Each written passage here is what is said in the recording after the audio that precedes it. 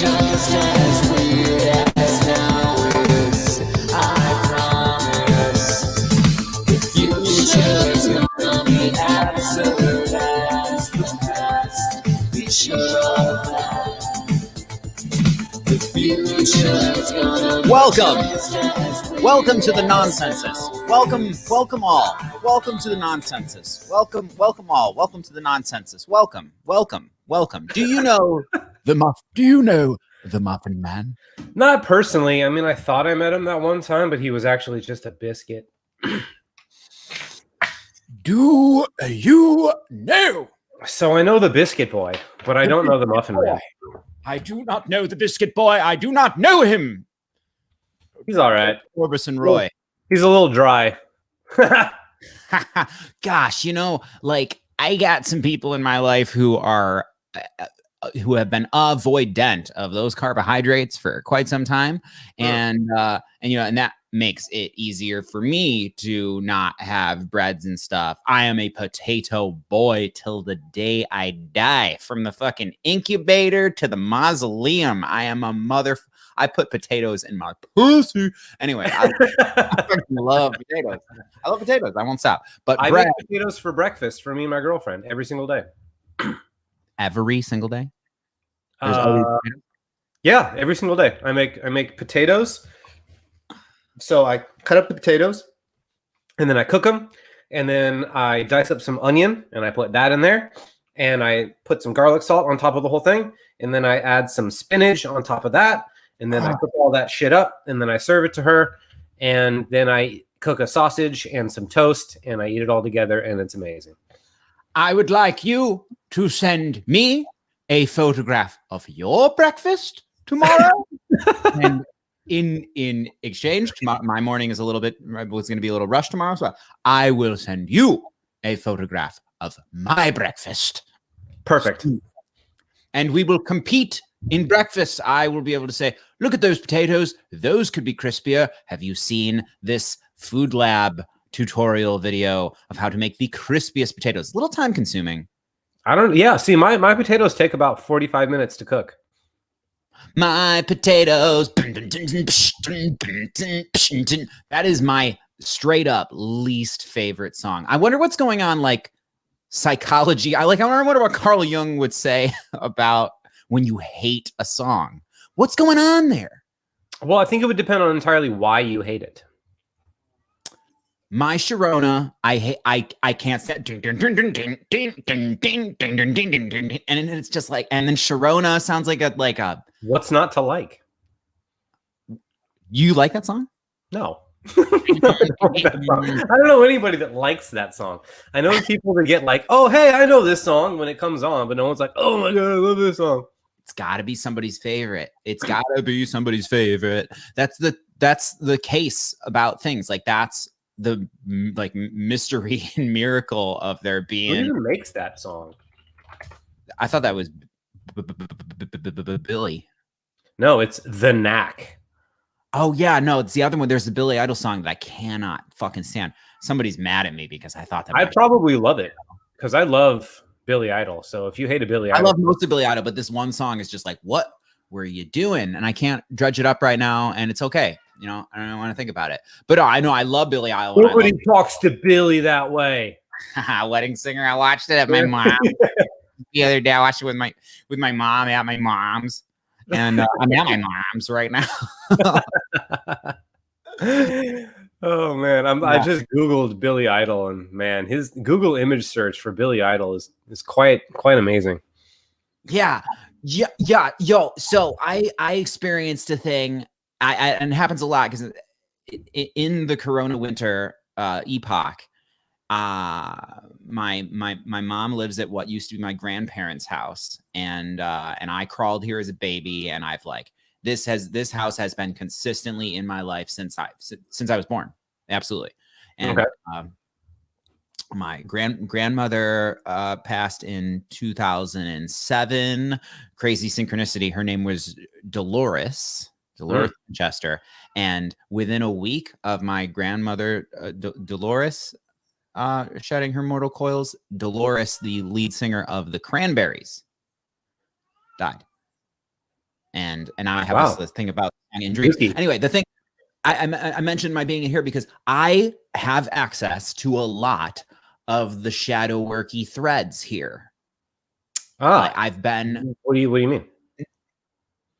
Well, like this is, you know, the thought of being a child and, you know, being with the signposts and or the ghost of your crawling toddler self. Crawlers Todd? Do crawlers Todd? Sometimes, not always. Yeah. So all toddlers crawl, but not all crawlers Todd.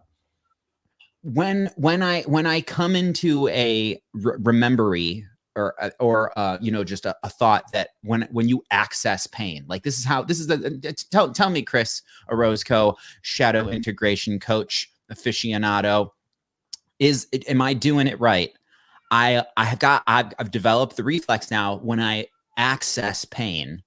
It's like, oh, time, this is what we're doing now. We are sitting down and feeling the fuck out of this. And it doesn't have to be intellectualized in this way where you like a light bulb comes on. It's like, I get it now. It's like actually about how do I turn the hurt up when it's like, it's the sort of hurt that is personal, you know, customized to my karmic curriculum sort of stuff, you know, not just like, you know, you fucked up and now you're getting punished and that hurts. Or like, you know, I took a long, cold walk in the winter woods several minutes ago, and I got my hands real cold, and that's like, you know, pain. And it's not like we're okay. Oh no, I've accessed pain. Let's like make this, but it's like, just I find that in my shadow worky progress, it's like when the ones that are signals, you know, the sort of emotional pain or suffer story, it's like, oh, why does it feel so bad to approach that lever? Yeah, that there's an opportunity there, and it's almost like, you know, if I got nothing else to do, it's like, all right, yeah, I'll drop everything, and I noticed that I can smoke weed about it. Smoking weed about not to change, but to smoke weed because cannabis for me is like it's this arousal and alertness and awareness that too much can become, you know, the anxiety, paranoia. But when there's something like, I found something that is bothering me, let's figure it out. Like, well, there's even something interesting about that. And like smoking weed used to make me really anxious and paranoid too. But then because of that quote that I told you that I really like, the Bob Marley one that says, if you smoke the weed, it will smoke the herb, it will reveal you to yourself. To me, that was just a signal that in this vein that you're talking about of feeling the pain and turning it up when it's necessary, that anxiety was already under the surface, but smoking weed increases my capacity for awareness. And it brings all that to the surface so that I can no longer avoid or ignore the anxiety that was already there.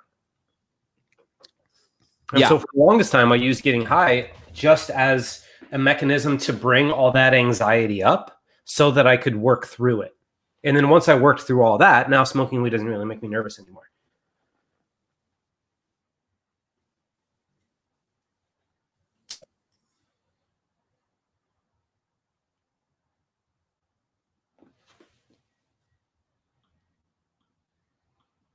Are you frozen?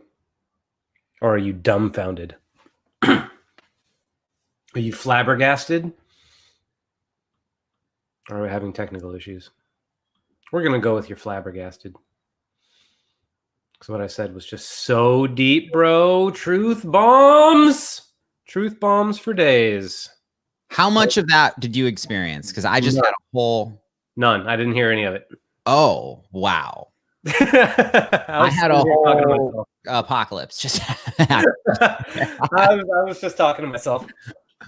Oh man, what is this? You know, okay, here's a collective shadow worky thing.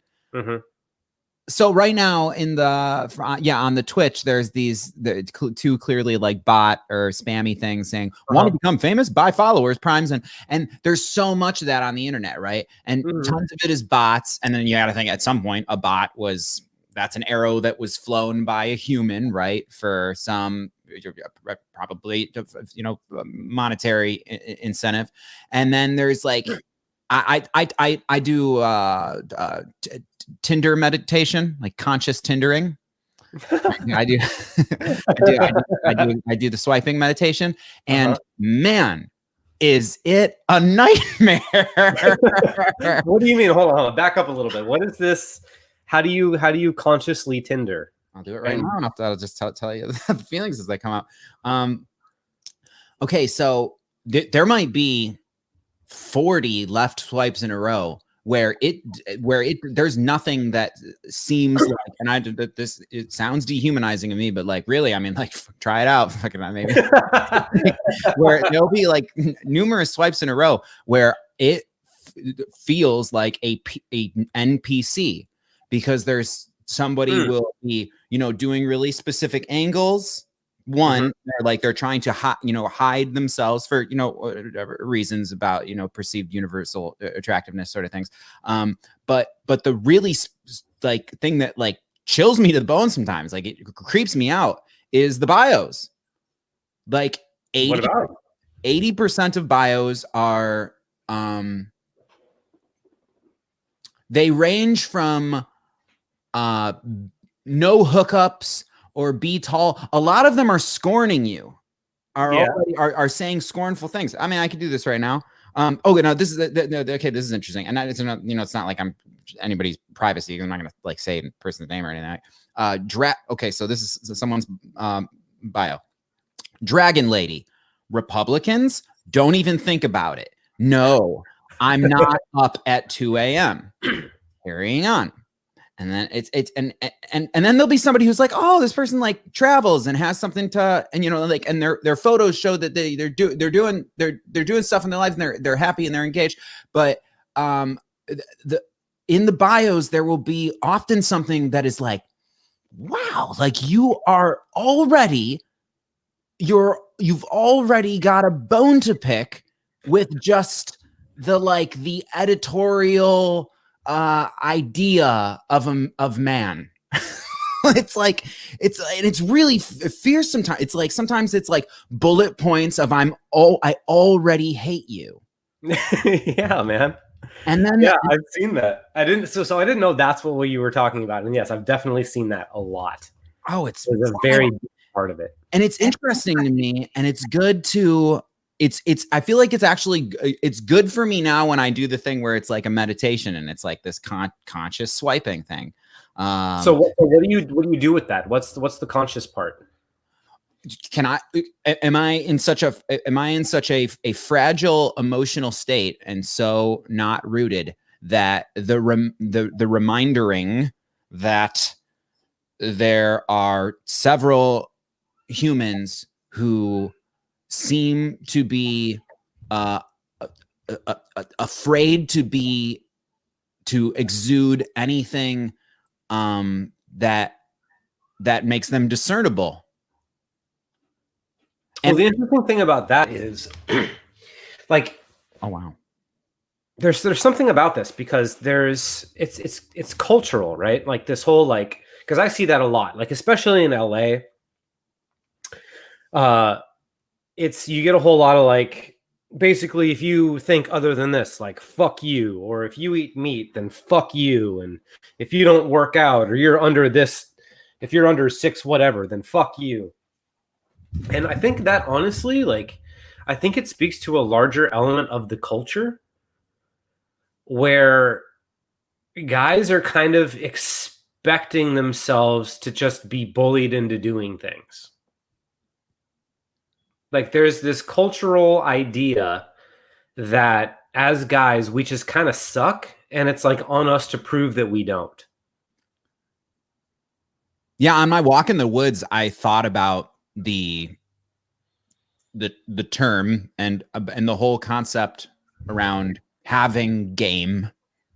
Mm-hmm. And it's like, and so we have gamified this, and it is predicated upon the male be having this pollinator role and like the the assumption of hurdles and the idea, and this is the thing that like that I think I'm kind of done with the thing where I make efforts to get someone to like me. Yes, that is good. I don't know that that's ever really done anybody any good. Well, I could speak at lengths about what I think are the benefits of having experiences of remaining entirely yourself and genitally docking with another human being. You know, like and I do think that the phrase casual sex is an oxymoron. Like that. I don't know about that. I've had casual sex and it's fun. I know, but it's like clean mud wrestling. It's like, you know, it's like I disagree with that. I think casual sex is very much the same. And it's you very, need another very word. Emotionally casual sex, non-committal, but casual. You're fucking. Yeah, and that could be just as casual as anything else. I don't recommend it as a long-term strategy, but like for every now and then, like, yeah, for sure. As long as I've had a very casual experience by that definition, but still, like the physical act of what is going on is not super cash. I guess it's literally penetrative. Okay, I guess I don't know what you mean by casual there. Well, it's like, you know, it's a, you know, like the don't get any on me. I want you in me, but not near me. Okay. I had I had what I think, and I don't want to be virtue signally or like doing the thing where I say like, never in my life shall I ever that. But I think I had the most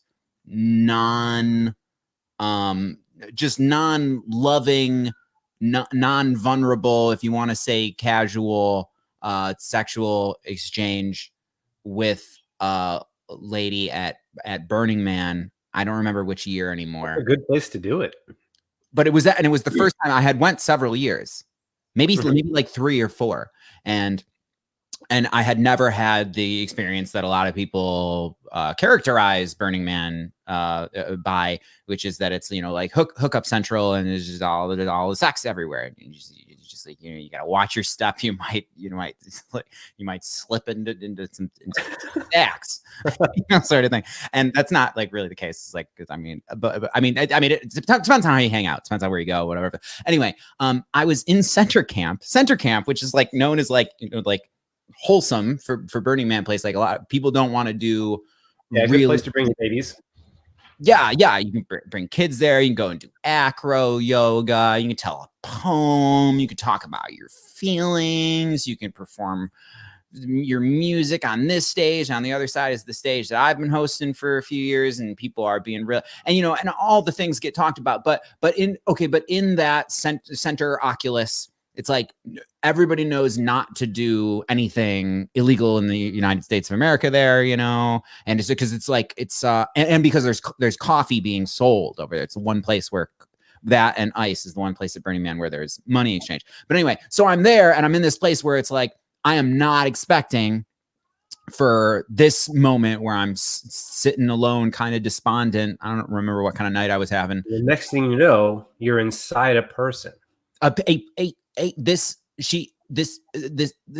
human being. Not really how, because that's hilarious. And I'm pretty sure it was. I'm pretty sure it was the most like significantly older than someone's been than me. But I think at the time I was like maybe 23, and she was still a wee lad, maybe 35 or perhaps north of, and she was Aussie, and she was from the get like more aggressive than I've you know ever experienced. Yeah, those Aussies, man, in my life or since. It was like, I have decided that I'm taking this one to my tent. And I was like, there was parts of me at several times, because there was a long walk. You got cougar. I mean, very much. Oh man, this is a really funny. My my friend, who I also know from Burning Man, Stephen Riley. He he lives in he is Irish. He is of Ireland, and he was telling me about, yeah. And you say cougars, we call it the 10 to 2s. The 10 to 2s, they hang out outside of the pub and between the hours of 10 p.m. and 2 a.m. And then when you come out, you got that low hanging fruit. You know, the guys are standing out, just like little wounded gazelle. You know. And the 10 to 2s are right out there. And oh, that's fucked. Oh, that is delightful. So too. The 10 to so Irish. Okay, so you got cougared. Keep going. So, what happened next? So like the special little, you know, kind of both individual and collective shadow work of that, like watching and noticing what that experience is like. You know, each other's humanity. Am I doing anything? About it? Huh? How did you feel about it? This whole experience of being cougared, was it pleasant for you? Oh no, great when it happened. There was multiple moments on the way, because you know when one is at Burning Man and one decides one wishes to go somewhere else at Burning Man, there tends to be in the traversing process, stuff happens, and you go and you have the very difficult decision to walk by something amazing or interact with it and probably, you know, go down that rabbit hole for hours. Very real, like RPG decision-making skills. So should we go loot this cave or should we stay to the main quest? That's so funny. You just did that. You just said the word cave, and it was the exact moment when I was remembering things from the interaction between myself and the and they were cavernous. No, she kept talking about how much she loves Nick Cave and the Bad Seeds. Oh yeah. Okay, cool. That came, right? And that goes into that thing because they do the theme song to that one Irish gangster movie or Irish gangster TV show that I really like. Oh man, I love Nick Cave. I love the song in the last Harry Potter movie.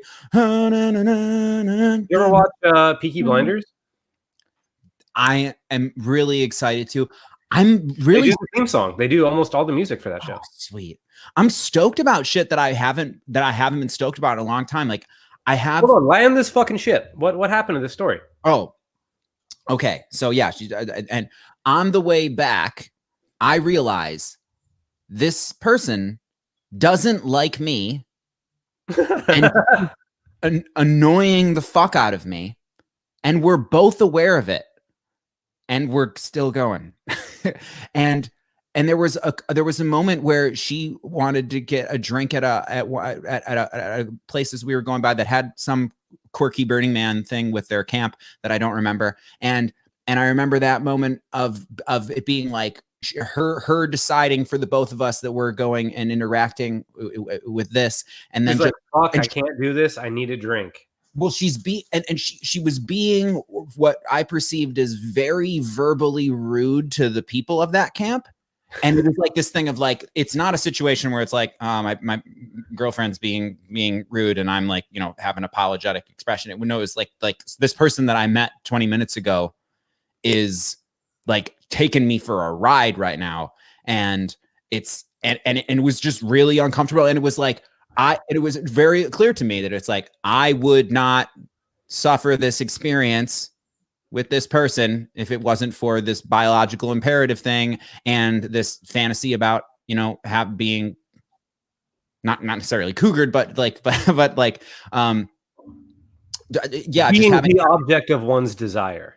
I had never had a super frivolous hookup at Burning Man yet. Like I'd like fallen in love and stuff. Did you go all the way with it?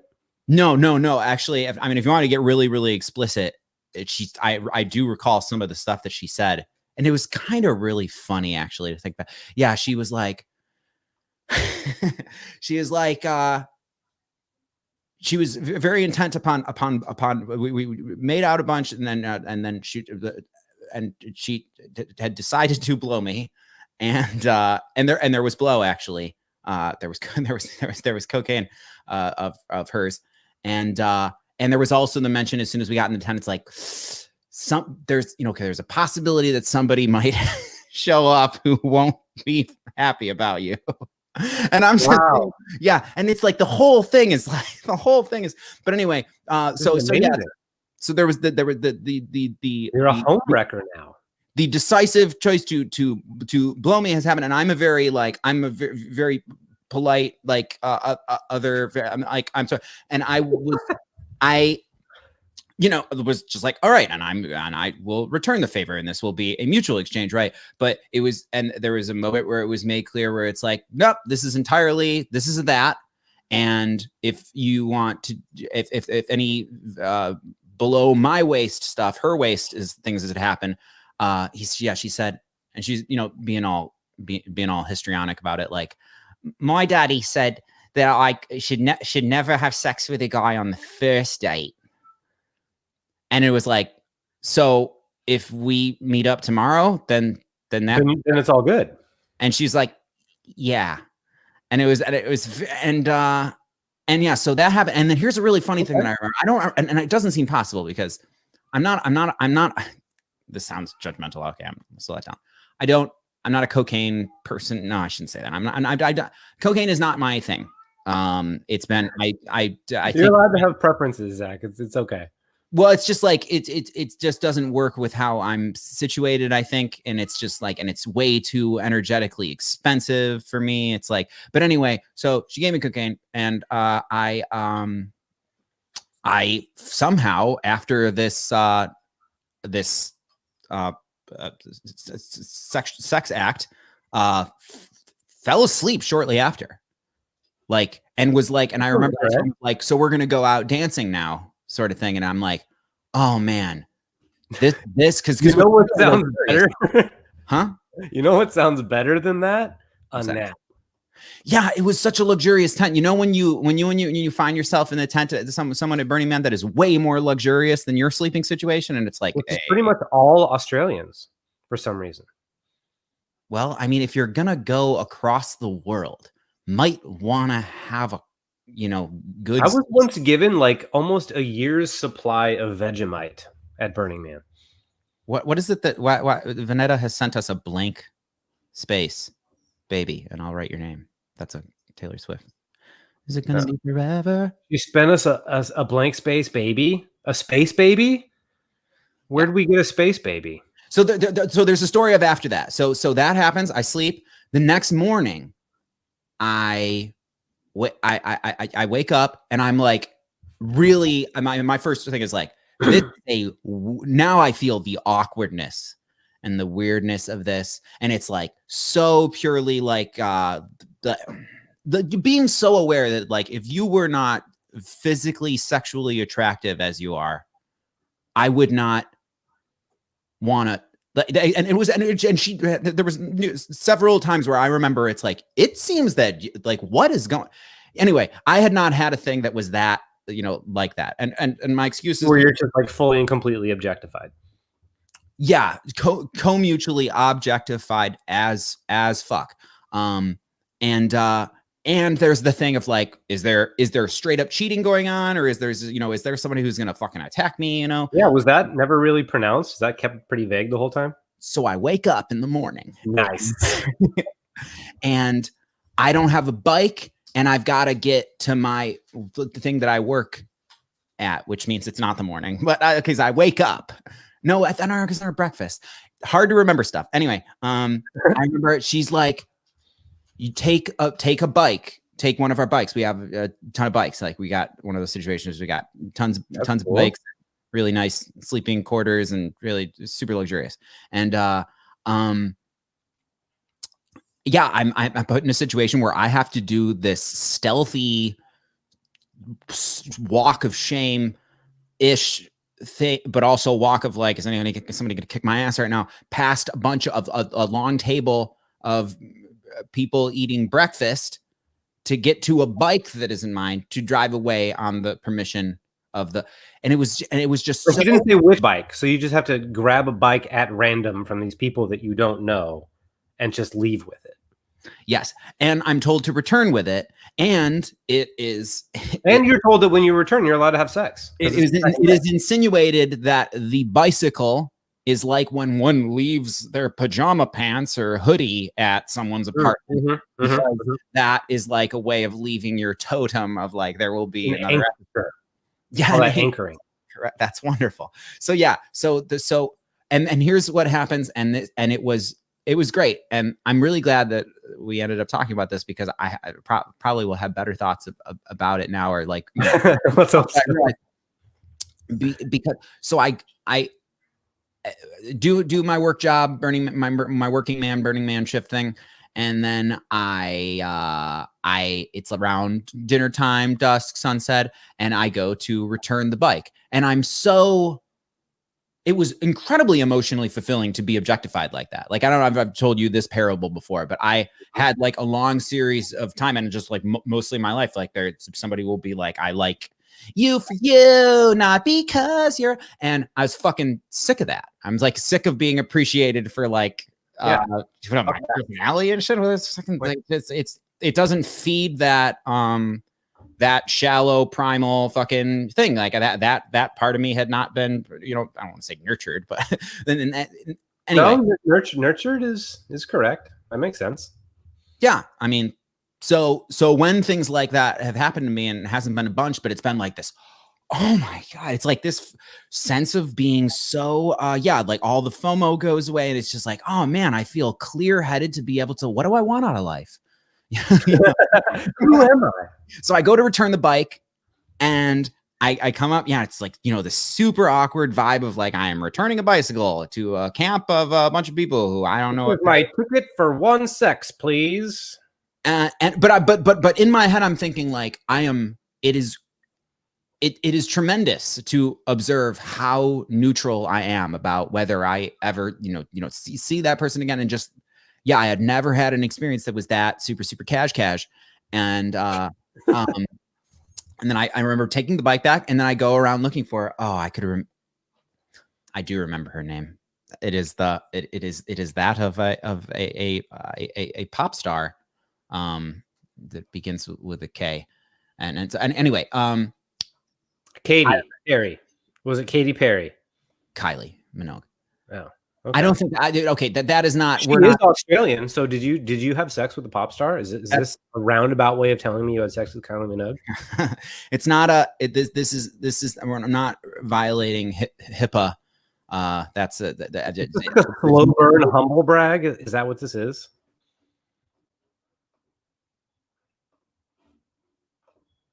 God damn it! I lost him again. Either that, or he's just very embarrassed. Oh! I saw you move. You look pensive. I'm picking your nose with my fucking fuck. Hey, there we go. We're back-ish. Or at least we were for a second. Hate the internet here. I hate the internet here. Oh, so fix it. Okay. Landing the ship. Okay, so I go to return the bike, and I just want to I feel you froze again. You absolute tosser. Fuck, what's wrong with the internet? You are the worst. Jeez. Is it still happening? No, I can hear you. But this is a repetitive problem. You need to fix it. Everything should be good. Everything should be Zach. Good. How is Jordan Peterson supposed to trust you? God damn it. Okay. So, but I go around and I ask, is she there? And I ask campmates, and they're like, oh yeah, she was there. I think she was there. And then at some point I happened upon her, and she is like thoroughly courting another gentleman who is like something like twice my height and built like a wrestler. And that would like that, if there was an emotional investment there, that super shallow shit would add to the pain of anyway, my immediate reaction was, oh cool, I can get the fuck out of here now. Like, I'm not going to. Was that her boyfriend? Did you ever figure it out, or no? Or did you just leave? You're frozen again. Fuck. Oh, it's the lizard people. Joe has a point. It's the lizard people. They're clogging up the tubes. I didn't think of that. I never think of that. What?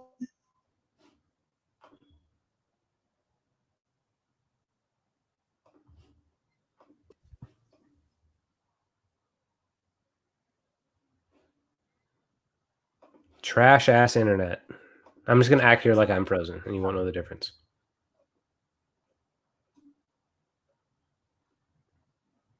Does that work? Nope. I'm not frozen, right, people? It's all Zach. It's all Zach's fault.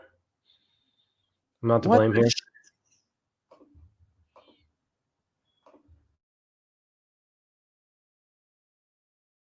Hey, Molly.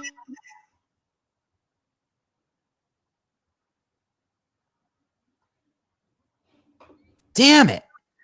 Okay, how we doing? I mean, I shut my internet off and turned it right back on just to fuck me to check. death. But I'm pretty sure it's your fault because everybody seems to be hearing me. Fuck, it is my fault. It is my fault. God So damn it, Zach. so end of that story to go on to something else, because that it was interesting to see that, to have an experience where it's like the most primal, or if you want to say shallow, physical, you know, biological imperative magnetism was all that drove me to this timeline of interacting with this person. And then in the moment that, if there was an investment, it would have been like an emotional blow and felt bad. It was a relief that it's like, oh, I'm not going to spend more time like trying to feed this addiction of my personal Were you attracted to her? Like, were you into this situation, or were you just kind of like being dragged along by your dick? Well, it was like, no, I mean, I'm fully admitting that it was like a physically attractive person, as Okay. as we say, hot. Okay. So that makes a big difference. So it's like someone you were actually attracted to, and then you still saw, because like it's one thing to walk in and be like, oh, thank God, I'm not actually that attracted to that person, I can get out. It's one thing to do that. It's another thing to say, like, I'm actually attracted to this person, I would like to have this experience, and yet, hey, look at that, I'm out of sullying myself in some way. Yeah, it's the compromise of your being your full self. Like, you know, what I experience a ton in the, and more in the past, this is like we said earlier, I think I am just about done with any strategizing. It's like my mode now is I go places, be the fuck me. And sometimes this thing happens where I'm in the presence of somebody. It's like, whoa, what's going on here? This seems like there's a whole thing going on here. Like, this is like, you know. But what I mean, there has to be some kind of intentionality. Like, you can't just rely on accidents the whole time. Like, what if you see someone that you're really into and then you don't accidentally end up naked with them?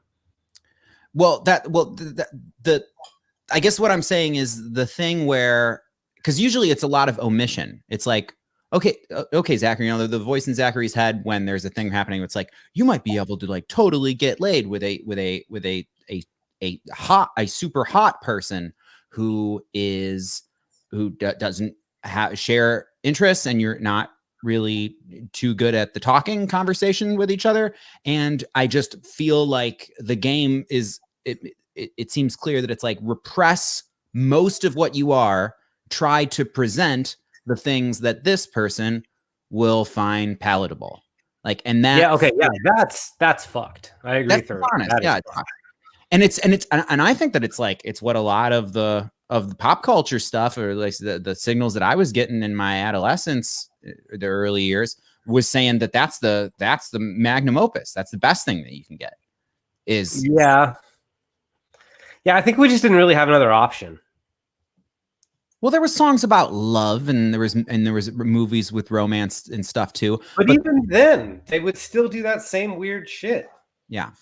It would always be that weird, manipulative, like not actual, like it's not the you get what you see type of situation. It's even all that romance shit. It's just highly codependent and just thoroughly fucked. Yeah, it is, isn't it? But you know, this is the conversation that we were saying. Maybe we could have a whole episode about. I have a lot to say about my relationship with possessiveness, and Joe says it's a trappings. I want real love, not just real love though. I prefer for me right now from what I've experienced thus far, it's like there's something that feels really loving and like a metric of trust about I don't feel bad about someone that I am like heart connected to, in love with, and we totally do sex stuff like it's our career, and her wanting, like specifically wanting the experience of being with another man, not me, someone different. Like, wait, what? That doesn't make do the thing where my heart feels like a tooth with no enamel. Like, okay. So the idea of wanting to be with someone and then finding out that they're also attracted to someone else does not cause you pain. And I have a origin story for that, and it was cumulative, but I also see it as a thing of like, you know, what I like, one of my goals in life is like, how can we fully relax into our being, and like I feel safe with these humans, and I feel like I don't feel like there's a contingency, and I know that that's like just a different style of playing that I've been leaning out of and others have been leaning into, and I am curious about, because it's been so long since I had the experience of what are the benefits of that, because it is very intimate. You know, it's very intimate to have a closed circuit, right? Mm-hmm. And I've had open circuits. The last time I had a closed circuit was I think I was 17. Do you have a preference? I really, really like this thing where I really feel like I'm fully remaining myself, but partnership sounds great. But I think that for me, you can do both. That is possible. You can do both. Totally. I just think that I'm totally team FAFOism. I almost want the fuck around and find the fuck out. FAFA? Like, who knows? It occurs to me all the time that there's, you know the movie The Libertine, and it's I've heard of it. I've never seen it. It's Johnny Depp, and it's this guy is the second Earl of Rochester, and he's a poet, and he's a this word we say libertine, and like think about how much different the experience of being a male. It's like I don't quite understand the idea of like cemented, not just no erotic plasticity sort of thing. But anyway, there's a lot of people do sexual identities, heterosexual male, like how different that was when there was the understanding of the brothel. You know, there was a secret whisper understanding of like, my wife is my partner, and there's usually something with people in that sort of society, because that was I think it's like hundreds. Anyway, I just brought up the libertine. Anyway, what are you talking about? I'm not following. Like there was all these different archetypes of people who did not do it the standard way, you know, but they also carried on with marriages and stuff. And from what it looks like to me about history, it's like most people. How many people I've had friends who their parents are still totally in love at age into their 60s, 70s, and they're like posting pictures of them like they're so cute together, you know. But a lot of us had this thing where it's like our parents I wish they would have divorced sooner, because it was because what were you doing? What were you doing there? I'm trying to track this from the last thing you were talking about. I have no fucking clue how we got here. I'm hard to track. Yeah. I'm just saying, but I have no idea what we're talking about right now. Yeah. That's it. You know, there's a reason why the nonsense, man. Anyway, I guess what I'm saying is there's infinite possibilities of how to go about a lifetime, you know, from when you start having those feelings to fucking literal moment you die. There's an infinite amount of possibilities, but you know, society got the totally practical, and I'll defend it. I defend the institution of marriage because it sometimes it renders the family, and it renders the safety of a child growing up with both parents, like, you know, having that security and certainty. And, you know, the ideal way that goes down, like, is sometimes produces really well-adjusted humans. But it's like the effort to do that when you ain't set up that way, or it's just like not meeting your lifestyle, has like caused a lot of fucky in the world. And I think that I just got a complex about that because of, you know, my observing my parents. Oh, what do you mean? Like, you think you're supposed to do it a certain way? Well, they had that marriage that you know, could have been about 10 years shorter. Ah, got it. Well, what are you gonna do? Do you really give a shit? Like, what are you gonna do? Are you gonna do old school styles? Are you gonna make up your own thing? I love love, and I love playfulness and freedom, and I Those are good things. really enjoy. I romanticize the potential. I mean, I love love. I participate, and when I don't participate in romantic sexuality, love, things get real repressed and bad. And I wish. So what does that mean? Does that mean you're gonna have like a bunch of love with a bunch of people? I don't know. Right now, there's been a pandemic, and but I'm not. But I don't know. I just I don't know, and I don't know is like synonymous with love. That's one, like that Alan Watts quote, and that I don't know, which is the same as I love, I trust. I don't need to know the answer. You know, I think that it's super duper romantic that I've been like living my life as I have been for a while, and I think it seems totally possible to me sometime that I'll be like, just end up in the presence of someone where it's like, whoa, kind of feeling ways I didn't think that I would, and then you do that. But I'm not going out seeking with the structure. I don't have I'm not a cat looking for a particular vase to fit into. You know what I mean? So interesting. So you don't have like a version of this that you would prefer more than any other? The pragmatism and just how fucking cool and dare I say hot that is, of like to be a duo, and she's got her mission and I'm like super supportive and part of that, and that's what I think is the new marriage. It's like, okay, we don't need to bring the government into this and have contracts and stuff, but it's like if we weave each other into our like mission, our things are, so it's not just as simple as let's stop hanging out. Then that's how you marry. You marry through. So then you do have a particular thing, a particular desire. Mm-hmm. Yeah, being loved and being in love is the best. That's great. But like this whole duo thing, the taking a specific and particular shape, like that is a preference that you're going to have to make sure that the other person shares. Yeah, but for, I mean, I think I sometimes will think like, you know what? It's looking like I'm constitutionally polyamorous enough where I should say that. Like I should fly the flag. Maybe I should get a forehead stamp. You know, so because I think that that's important, you know, because I've seen the clashing of the paradigms before. Mm-hmm.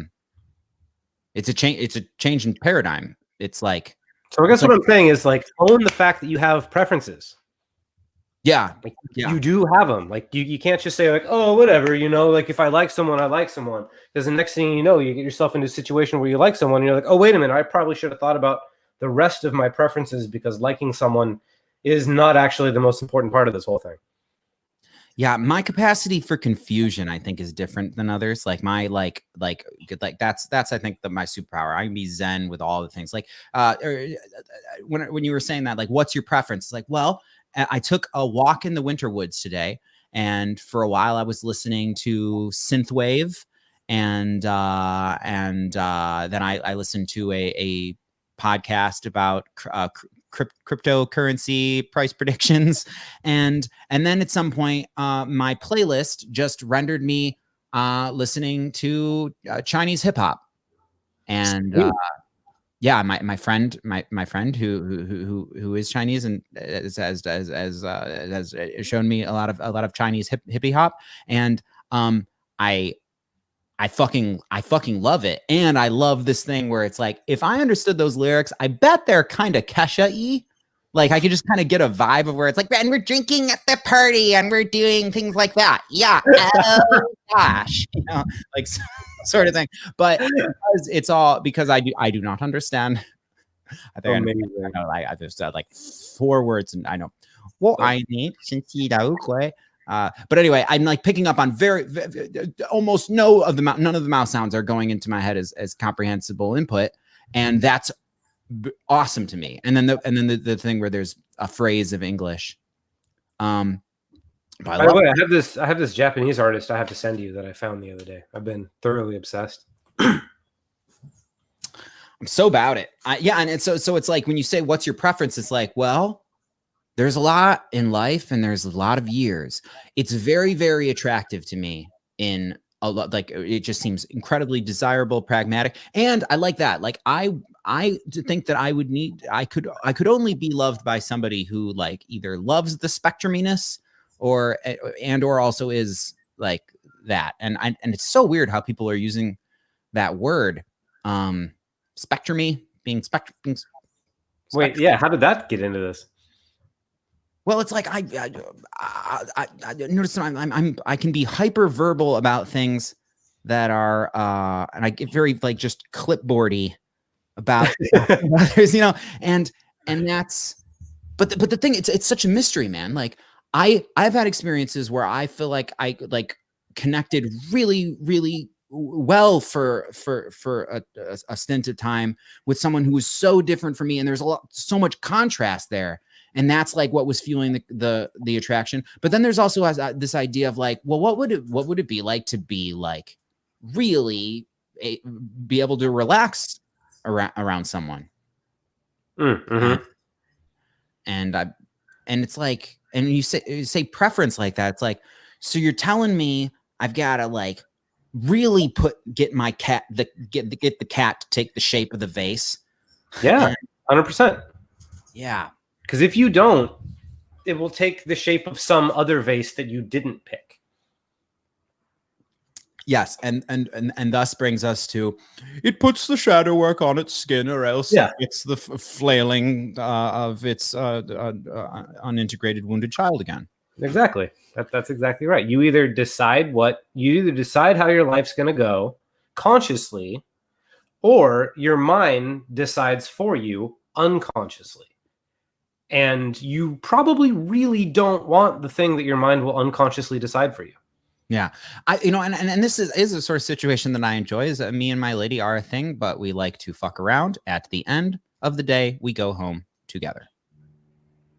That was kind of weird to put the photo up of such information. But you know what? This episode, I would argue for this, because this is a thing of the nonsenses that we've clashed about before. When something like this happens, where and there's all the fuck ups and stuff, it's like I feel good about deleting this one right after, because it's like, why would you do that? Because that's the thing of live. Like I've experienced a lot of people where it's imperfect, Zach.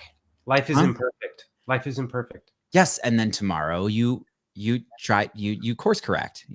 Well, I will not delete it because we have this. I will not delete this. But anyway, like that the nonsensus is about just flying arrows, what do they call that? Something floating an idea, and in this one, I think like right now my perception is I have made myself look like a douchebag, and in the last 20 minutes, and then I might think about that. I don't know. I mean, I don't know. That's secretly why you want to delete it, because you think you made yourself look bad. That and also the technical errors, man. Oh yeah, I mean, well, I don't think you look bad now. I listen to a lot of podcasts, and when there's a live stream thing where it's like, oh man, I gotta listen to these technicals. Like, can somebody edit this? Anyway, the me and my lady are a thing, but we like to fuck around. At the end of the day, we go home together. Like, that is how I feel about nonsense and chaos and order. It's like, I want to have my structure that exists and is strong. And this is actually, I mean, we're figuring it out now. Like, my ideal relationship would be one where, you know, like I'll make this about her freedom and choices and range. Like, I feel good about that. It might be presented tomorrow that it's like, I need to go to Bangladesh. I'm going to Thailand for a month, and you're not coming on purpose, because we've been spending a lot of time and I love you. And won't it be cool when the returning, but my decision to go is not predicated on the returning. It is for finding out the parts of myself and what happens when I go alone to here or there. And that makes me feel like, I don't know, when I think about that hypothetically, I'm like, I don't know if that I feel good about it. I feel good about feeling good about it. So that is very particular and very specific, and even, I wouldn't necessarily rare, but not common. Something definitely to be talked about and asserted, and made sure that proper congruency is available. Yeah. Well, and I wonder if I had a worry before that, because I seem to kind of have this like maybe it's even neurochemical, like, you know, you can fry your reward system jerking off to porn all day, or doing certain drugs. Like, you make it so it's really hard to feel excited about things when you're not also pushing this button that gives you this spike. And it's difficult for me to fathom my feeling jealousy. And I've observed so many others where the possessiveness is romanticized. Oh yeah, for sure. Yeah. There's an interesting thing about it, because it's like it's a nice thing showing up in its unhealthy and unintegrated state, right? Like, there's one thing about saying that, like, even if you have a polyamorous situation, if you have a primary relationship where you and that person are like committed to each other, then it's not necessarily a sense of ownership, but it's a sense of like, you are mine, in the sense that you are the person that I have personally chose to be with and stay with and commit most of my energy, at the very least, the most of my energy to, amongst all other people. And there's something about that really makes a person feel special and makes a person feel good. Yeah. And there is something healthy about that. There is something wonderful and beautiful about acknowledging that kind of relationship between you and another person and having it be mutual. Like, that whole thing is beautiful. But when that is held unconsciously and it's held with fear, it turns into like you are not only the person I've chosen to spend my life with, that you are a possession of mine. And if you act as anything other than that, then not only will you not get my love, but you will receive the full force of all of my pain and all of my unconscious shit that had me claim you this way in the first place. So it's not a celebration. It's an ultimatum with a fucking gun to your head. Yeah. You know, the thing of that, there's you and them, there's the two, and then there's the third is the relationship. Mm-hmm.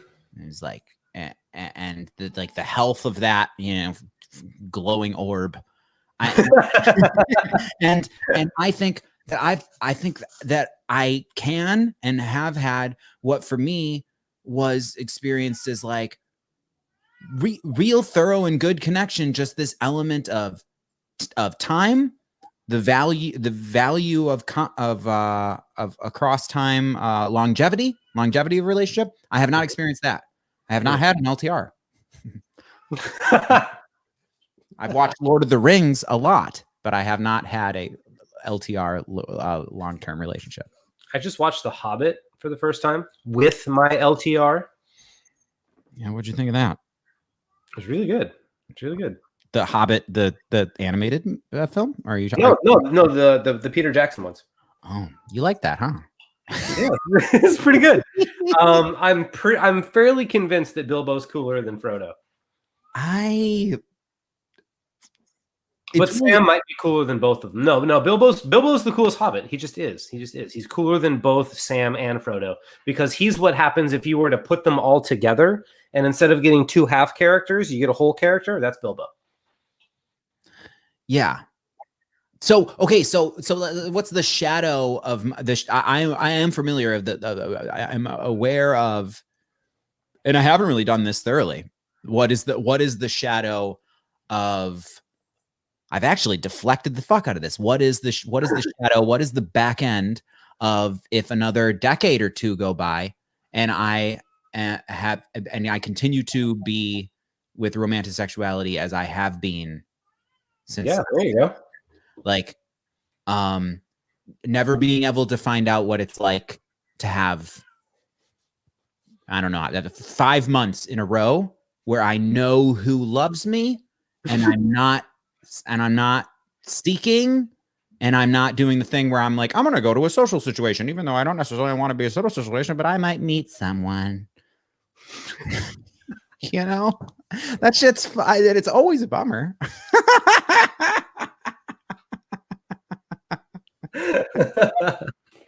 Okay, so how terrible would it be if you continue down this path? If you keep death gripping the wheel as you have been and never let Jesus take it for you, where will you be in 10 to 20? This is a rhtorical question. The fear is, especially, I'm sure that you're having a lot of experiences right now. Like how, I mean, I can observe you. You're doing great, Chris. You're doing great, and thanks. And you're having your relationship is like, who knows how much that is. I don't know if the word is contributing. It's like because you become a megazord, right? And then your prolonged state of emotional safety and lovedness and worthiness that is felt from within, but also there is external evidence through the another person. Like that shit makes people powerful. Yeah, it's very powerful. Well, it can, like it can in its healthy state.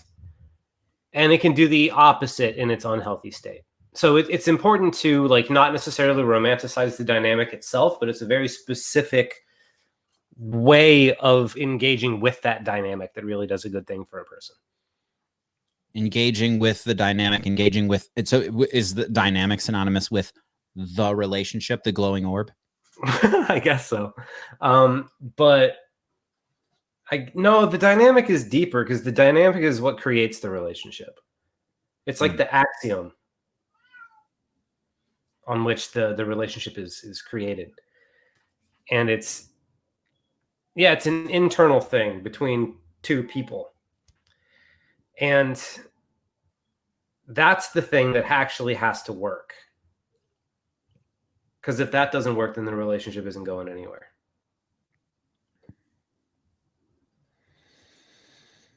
And that's the thing that is my shadow fear of never getting it together and being like, all right, I'm going to get my shit together in a visible way so that I can appeal to. Well, the thing about it, man, is her shit together. Getting into those relationships and fucking them up is what gets your shit together. So you're not like gonna get it right the first time. You're going to fuck it up a bunch of times. And then that's how you learn. Yeah, no, for sure.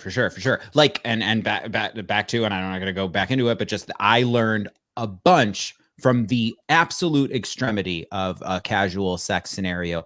It's not just it's casual and we're not trying to fall in love. Like there were moments where she like more or less overtly said, I'm just kind of taking my time. And the fact that it was like, I was kind of bewildered by that and probably like made it so I wasn't able to enjoy it so much because I'm more oriented in, I'm not, it's difficult to just purely receive like that. And it's like, yeah, I was like, why you just scoop this dude up from Burning Man, take him back to your tent, blow him, put him in bed. And I don't understand the impetus. I understand the impetus of wanting to get off oneself, but God bless her service to men everywhere. Wherever you are, woman who did this to Zach, I salute you. That would, and I feel nothing about that. But back to the exact opposite of that. So that's the extremity. I think I've went to the absolute, that was the absolute extremity of not just casual, but it's like, we don't like each other's company, but I've never had that. Apparently willing to gargle. No, I think I have had that. I dated somebody when I first got to LA, and it was very clear that I didn't really like her all that much. We would argue relatively often. We just had some very big philosophical differences, and yet we did continue to have sex. And it wasn't even, it was pretty all right sex. It wasn't good. It wasn't great. It was good, but it wasn't bad. And yeah, when it was over, it was like, okay, cool. Like, yeah, it's just not happening anymore. And that's the thing that can knock my whole house of cards down of my like sense of feeling good about myself, and like, you know, I'm an honest person. I'm what could be called like, I don't know, a good person, whatever.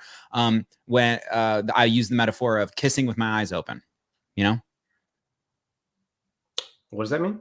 Kissing with one's eyes open, like you're making out with someone and their eyes are closed and they're like actually doing the thing, or maybe they're looking at the and you're like just looking at the grandfather clock, you know, like, oh shit, yeah, okay, you know what I mean?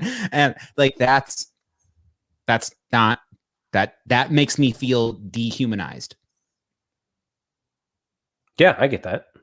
And I also had a very similar experience where I may have told you this story before. But I was at a music festival and I had my like ultimate sexual fantasy come true. And then the moment it was over, I was sad.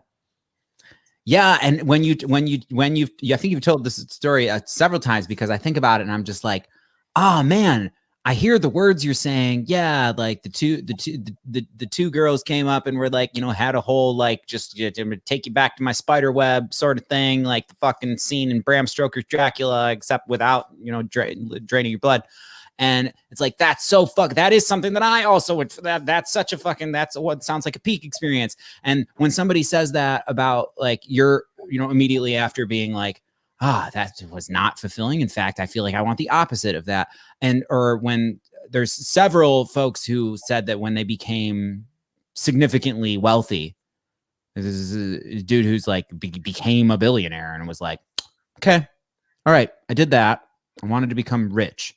That was cool for like a week, or I think they say about a month. But the thing is, though, there's something about getting to that point, because if I never experienced it and saw that it was hollow, I would still romanticize it. So there's something about having the experience and experiencing the hollowness for yourself and really seeing it. Exactly. Because if you were to tell the version of me before that happened that it was hollow and I wouldn't enjoy it, I'd be like, okay, you have problems. I'm going to enjoy the fuck out of this. I don't know what's wrong with you that made you feel weird, but I'm going to love this.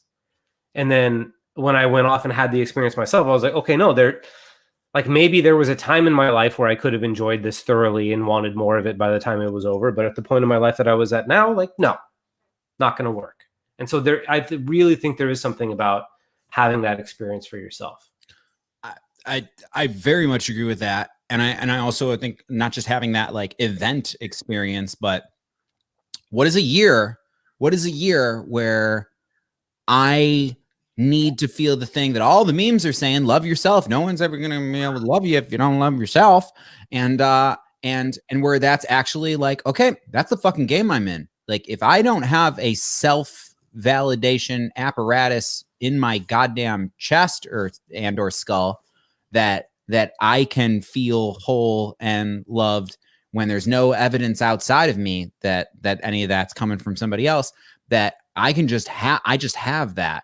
like having to develop that with the only other option being like I'm lonely and I feel like, you know, a loser and I'm sort of that sort of stuff. I've experienced that too. I've experienced fucking celibacy. I've swam in the celibacy for a fucking while. God damn it. And so a lot of people don't get that experience ever, you know, like I did it for like 6 years. Maybe not that long. Maybe like 3. I don't remember how long. It was a long time. what age range? So when I was 19, I basically fell in love with what at the time was the most gorgeous woman I'd ever seen in my entire life, bar none. And she shattered my 19-year-old heart into more pieces than I realized it could be shattered into. It's the most devastating story, which I don't think I've told on this. I don't think I've really told many people this story, not publicly anyway. And maybe I'll go into it one day. But this girl broke the fuck out of my heart. And then as a result of that, I didn't date anyone, or really, I don't even think I had sex until like a really long time. So 19 to 20, 21, 22, 23. Wait, maybe 3 or 4 years? Damn, we never talked about this. I know that I had a time where 2 birthdays passed and I didn't kiss anyone. Yeah. And it was But I was also like really, really, really having bad mental health shit. And so I was not only not having sex, I was basically on the fringes of society due to my mental health collapsing. And that's why I wasn't having sex. Girls were still interested in me, but I could just, like, I remember there was this girl that it was my friend's upstairs roommate. She was so hot. And it was the first time I ever did coke. She invited me up into her bedroom to do more coke. And my mental state was just so deteriorated and disconnected. I did not realize this woman was trying to have sex with me. And so I didn't do it. And I was like 20 at the time. And man, when they say you don't regret the things you do, you regret the things you don't do. That's the fucking truth, man. Oh my God, me too. I mean, you're saying, I thought of something. There was a girl in the neighborhood that was the little sister of my friend, and it's so weird looking back at it, because she became to my totally subjective perception apparatus, fucking super hot, and but I still cataloged her as friend's little sister, and she was like almost straight up stalkery to me, like coming to your house unannounced and hanging out even though you're not being let in, sort of stuff. And I just couldn't. I had no. I have the worst story for this ever. I have the most embarrassing failure, and for me, such good embarrassing failures, dude. Okay, so 10th grade. So little backstory. Middle school up until the beginning of high school, I was what you might have called a player. I would hook up with every single girl that I met. Even if I had a girlfriend, I would still hook up with pretty much every single girl that I met if I dubbed her as attractive. And then at a certain point, I hurt somebody that really didn't deserve to be hurt. And I felt really bad. And so I took all of my... You just said deserve. You just said the word deserve. Anyways, so yeah, okay. So I took all of my like narcissistic, I'm gonna get what I want stuff, and I put that into my shadow.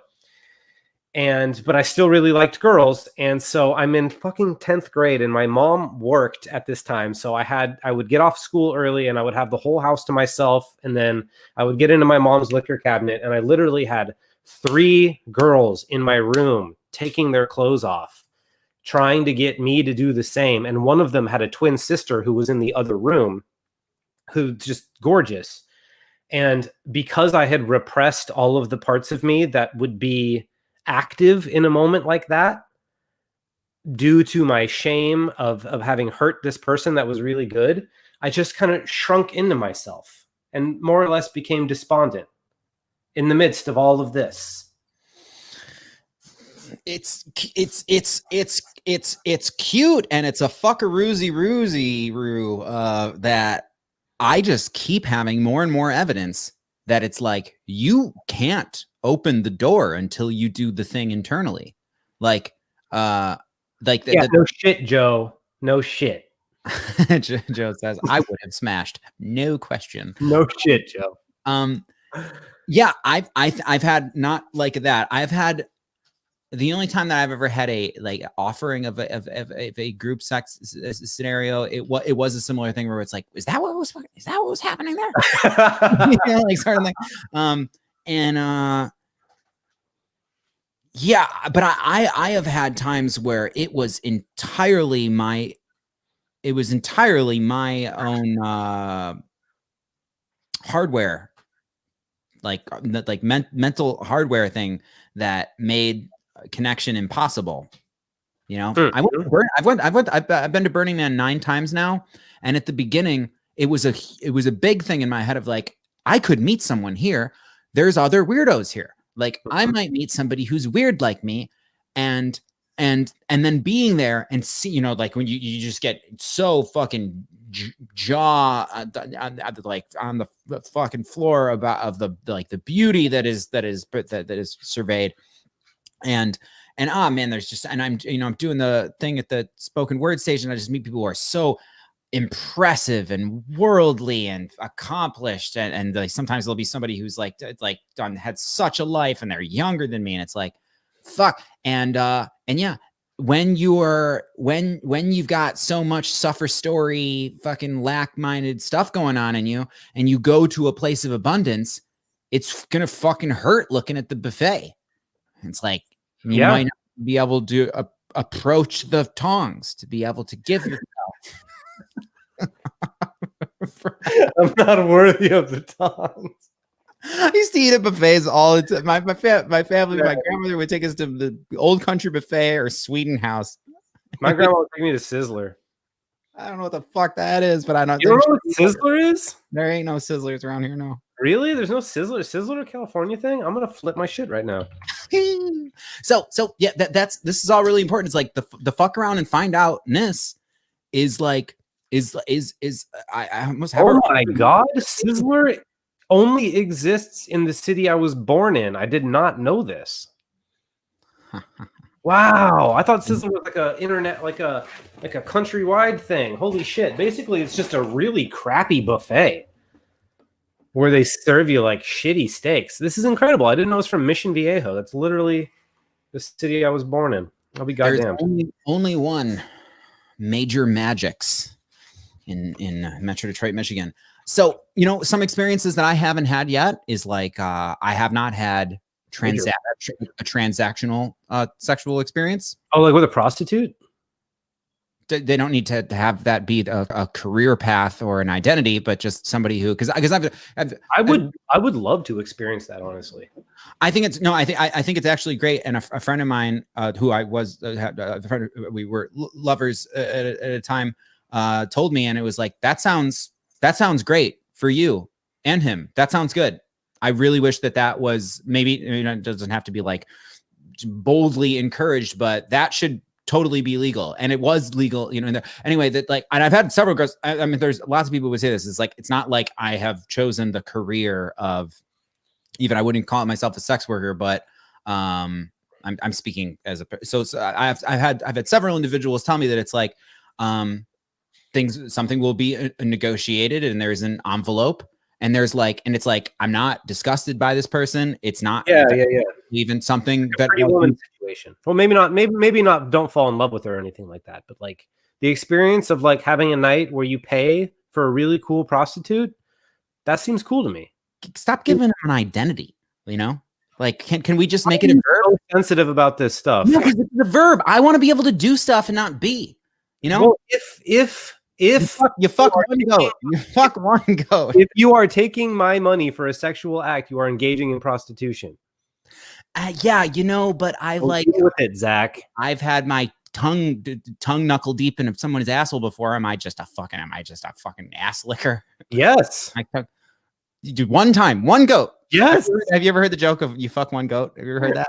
No, I haven't. Oh, this is great. I got it. So a guy, this guy's it's short. I can do it short. So this dude's looking really sad and despondent, and he's just sitting on a fucking rock. And this other guy walks up and he's like, man, why are you look so depressed? He's like, you see over there? You see that? You see that house up there on the hill? I built that. I'm an architect. I do architecture. I built so many houses like that. That's beautiful, isn't it? It's shiny and sparkling and good. Nobody calls me master architect. No one. You see over there, you see those docks? Like that's my boat. I've sailed around the entire world several times. That people don't call me a master sailor, nautical genius. But you fuck one goat. That's pretty good. That's pretty good. By the way, I Googled major magics, and this is really creepy. I love major magic. It's so creepy. It's so good. And the country So much bears. worse than Chuck E. Cheese. I love animatronic performances. It's Dude, so this is a fever dream of the highest caliber. yo. And my friend Richie straight up was texting with the person like, I want to buy the animatronics. Oh, wait a minute. Was that the thing where he's like, no, I got to sell them all at once? And he's like, bro, just give me one of them. Absolutely. Yeah. No, Yeah, okay, I remember that. you know that? Yeah. You know, he said like 20 grand and he's like, can I just get the major? Can I just get the bear? Yeah. And it's like, no, all or nothing. I want the cello guy who plays his own face. That guy's awesome. what you talk about? The guy. You know, back to the shadow of like the internet, you know, so the internet is like so many of us. And like when I do my conscious Tinder swiping fucking like my Tinder swiping meditation where it's like, how is this making me feel about my species? Like I'm not even a person looking for love or sex or connection right now. I'm just like, oh my God, you exist. And there's so many where the bio is like and then there's ones where they're denigrating themselves. Like there's ones that say like, I've actually had seen Tinder bios where someone says, I'm basic. Sorry. I don't believe that though. I actually don't believe that. I think that and this is something where I might be super duper wrong, and this might be my being pie in the sky grandiose about things, but it's like I think that there is a certain specific someone that exists as potential energy inside of everyone. But if we don't foster and encourage what you could call weirdness or spontaneity or like, you know, going your own way, then you fall in line and then you forget that muscle. And then you become somebody who's like, I'm basic. Sorry. Will you love me? I guess. Yeah, that makes sense. I also have a sweet spot for basic chicks. I grew up in Orange County, so I have a sweet spot in my heart for basic chicks. They smell really nice. And that, so we're going into, okay, this, what I'm about to say is dehumanizing as fuck, but like, and I don't like that shit. And I don't want to participate in those experiences as much as I thought I did, fucked around and found out, might fuck around a little bit more again, because there's a lot of different memes that pop up at different times, but like, we're going to have AI sexual experiences that are beyond what we can fathom right now. Like right now we think of that and we're like, oh, the silicone sex robots, sex dolls that might say something to you. Fuck me, daddy. My eyelash. It will never be better than having sex with a real human being on drugs. No robot will ever be better than that. And we will find out why specifically. You know, but by comparing the two side by side, we'll find out why. Yeah, you know, like I think that I would like there be a point, like if there's the graph of my jerking off, like, you know, I would like there to be a time where it comes and it just spikes. You know, spikes down.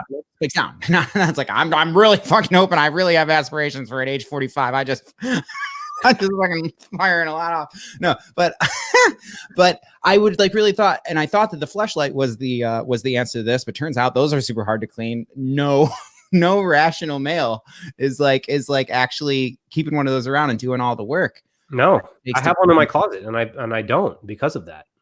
But I do like for masturbatory enterprise, which I like have a much more intentional relationship now. Things get chaotic sometimes, but like, but it's like, it just occurs to me that the sex robot thing, like it would virtually about like this is a really, really great opportunity to get full body, like core exercise from doing something that you are physiologically incentivized to do.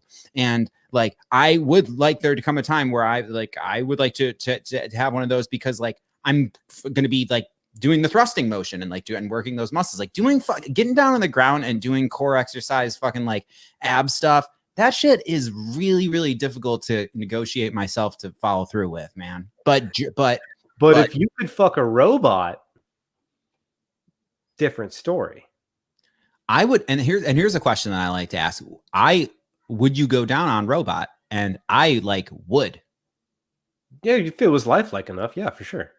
Sure, but because that's one of my favorite, experiences, because it's incentivized. The impetus of it is so pure and awesome, and like there's. I mean, even just like the way the fleshlight looks, like the tip. Like I've been tempted to go down on that before, but I was like, wait a minute, hold on, stop. I'm not doing that because of all the other stuff I do with this. That would be that. It's like, there's some things that happen totally behind closed doors in bathrooms and stuff where it's like. No one can know this, sort of thing. And it's like, this is really this isn't just embarrassing. This is like, I am suspicious of myself, because like if I ever fucking stuck my tongue in a fucking in my own flesh. To tell you, like, it can just be a close approximation and I'll want to stick my face in it. Yeah. The Messiah says, you're definitely right. There's something called your true self, and then there's the ego. I just want to point out it's the Messiah mixed with Colonel Sanders. As one is. You're definitely right. There is something called your true self, and then there's the ego. Ego is the part of us that takes offense, etc. And our true self is the part of us that is dying to be coaxed out of stuff we're passionate about. So with the part about offense, like the ego is the part that gets offenses. So it's like, do we just have a bunch of super duper egotistical motherfuckers when it comes to things like political correctness? Yeah. But there's a utility that I recognize. Not much when it comes to words. I like with the thing, like you're saying that I'm being sensitive about like the calling her a prostitute because she prostituted once. It's like, I want people, huh? She's a fictitious person. Yeah, but I want like, okay, so persons who have told me that they have done that as a verb before, like accepted money for like it's like the money is the reason why this is happening, but it might have happened without, but that's prostitution. Like, that is what that is. But it's a verb. I want to be able to verbs. I want to be able to do different verbs. I want to fuck around and find out. You can. I've never smoked crack cocaine, and I actually think that I might, and I don't want to virtue signal about this. And I'm very like, oh man, I had a really great conversation with somebody who's had a ongoing crack problem, and it was like, wow, you just did the thing where you helped me with words and just telling of your experience. Like I understand that more than I used to. Crack cocaine, like I don't, but I don't. I might never do with that. But if I did one Thursday night in 2024. I want to be a cracks. I don't want you to be able to call me a crack smoker. So I fucked around and found out once. Okay, well, once is fine. Okay, well, what do you mean? You got to make a habit? What are you doing here? I just want, because here's the thing is like, I want people to be in the arena of safety of fuck around and find out, where it's like, you can fuck around and find out and you don't have to, you can fuck around and find out. But like, if you have money for sex, people might call you a prostitute. The narrative of the Katy Perry song, I wouldn't say wouldn't say that the she kissed a girl and she liked it, but that didn't make her a lesbian. That just all she's saying is she kissed a girl and she liked it. Mm-hmm. Well, I guess if it happens more than once, if it happens on a semi-regular basis, like you got to accept you're engaging in the thing. We have so many things where we play soccer once a week for a year. I'm a soccer player. I'll answer that question. Yeah. I think it's identifying. There's identifiers, and then there's identifying. Like like in my hanky code fantasy, which I was describing, she'd be a career lady. This wouldn't be a one-off. This wouldn't be like, oh, hey, person I met in a bar that for some reason wants to take money instead of having sex with me for free. That doesn't sound fun to me, but to like actually go to an escort, let's say, one who is skilled at the art of escorting and treating a man well and such things, I think that could be a really fun day. That's a little less cool to me. The way I see it is, and I wonder if I would be able to negotiate this now. No, because I've been told of these scenarios that happen, and that those who are they're like a whole OnlyFans culture and stuff, man. Like it is such a thing right now, and I think it's great. I think it's great, and I think it's healthy to be like, you know, if there wasn't money coming my way for doing this, I wouldn't have a bunch of publicly viewable pictures of myself naked or putting things in my body or doing this on the internet. But because there'll be some money, and that's important right now, and that allows me to have more freedom to do things, all right, I will. And those who want to pay this amount of money can see the one where I put the this in my this. My problem would be the advertising. I don't know that I could bring myself to advertise it. It'd be one thing to manage the site. I think I could pull that off. But then to like have to draw people to my site, that's the part that would give me the willies. Yeah, I just want us to be able to like safely experiment with stuff. And there's it has been said, and people are gonna judge you. They're just gonna. But why does it have to be social like that? I don't want to. Why does there have to be this gallery of people observing when you do stuff that you do in private as an adult? Have to be, but there is. And if you're going to do stuff, you kind of have to do it under those conditions. I get that, and I get that. I proceed now with a bit of a scarlet letter of like a slut, and that is. And then I would like to be honest, because also I don't want to say I don't want to hang out with, but it's an off-putting trait to me, knee-jerk judgment like that. Sure. And but yeah, when I think about when I don't even use the word prostitute just because like I just see a transactional negotiated exchange where it's like what we are going to do is going to be an exchange of value, a valuable experience for currency. Like I think that could be done in a way that is like, when I think of it now, I think of it as an experience to be able to know what it feels like when I think about it. But I also think that it could be fucking super sacred, because I have experiences a lot of the time with people who are just like service workers, like somebody's just waiter, waitress, somebody at the gas station attendant, where it's like, if I'm in the right mood, it's like, I am going to look this person in the eyes, and if I can communicate without any, being any kind of forward, that it's like, you are my neighbor, my family, and I love you, that like agape love stuff. I've had times where it's like, that was great. And we wouldn't have been interacting if it wasn't for the fact that I sat at table 4 and that was your table that day.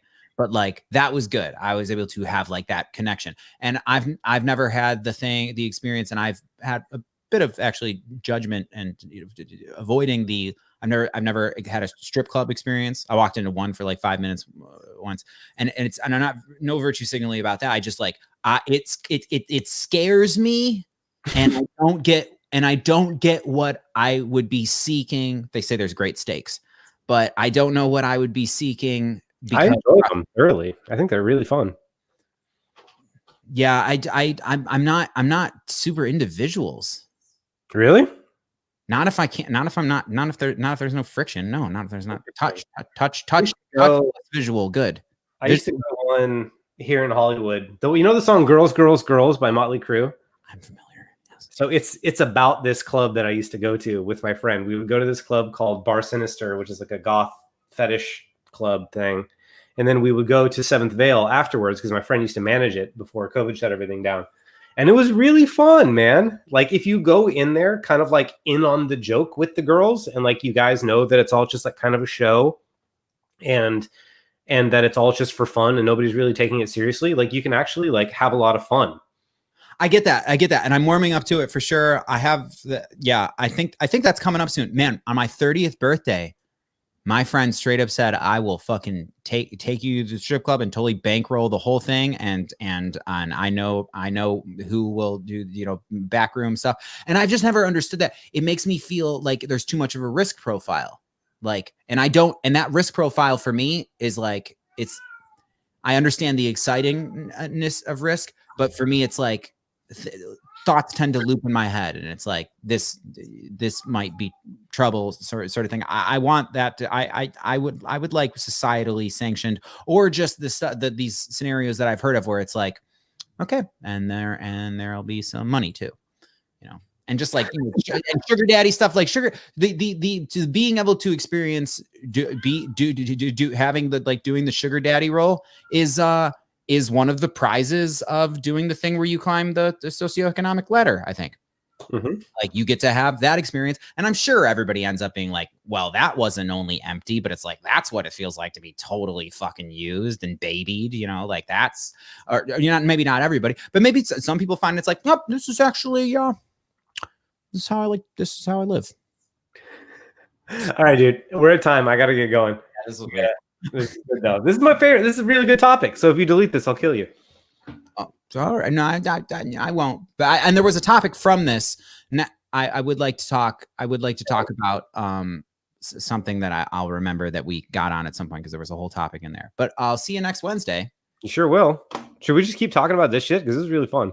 I love this. Yeah, no, I love this. I would love to talk about trans. I would love to. I'm scheduling a thing that's about pornography, but it could all be about sex work in general. Just like a whole thing of like, we're talking about. Okay, so next week will be sex work. Great. Yeah, let's do it. It'll be sex work, OnlyFans, strip clubs, all things in that vein, and then we'll go on all kinds of tangents. It'll be great. Sexual careers. Okay, yeah, let's do it. All right, see you, man. All right, bye, everybody. Happy reality. These are some good comments. You're definitely right. There's something called your true self, and then there's the ego. Oh, no, I read that one. Yeah, I mean, the art of words now mean I need to change how I feel. That's being too sensitive, and ultimately it'd be my ego that doesn't allow me to accept words are wind. You're hitting something I like to discuss a lot. One of the biggest problems humans do is label things. We're either a certain category or we aren't. I like to think there's a degree rather than category. I agree with you. Messiah. I mean, as with all theories, there are flaws as well, but it makes more sense. You need to separate your own sentiment from things. People are going to judge you regardless, so you may as well do what makes you happy and feel good, as long as you're not being harmful and as long as you're not being dishonest with yourself. And I agree so much. And I wish you all such a merry existence and a happy reality. I'm going to be able to spend time with someone that I super duper love super duper soon. In fact, I actually got to end this and hit the road jack, and don't you come back no more. Happy reality, everybody. Love you all. Bye-bye.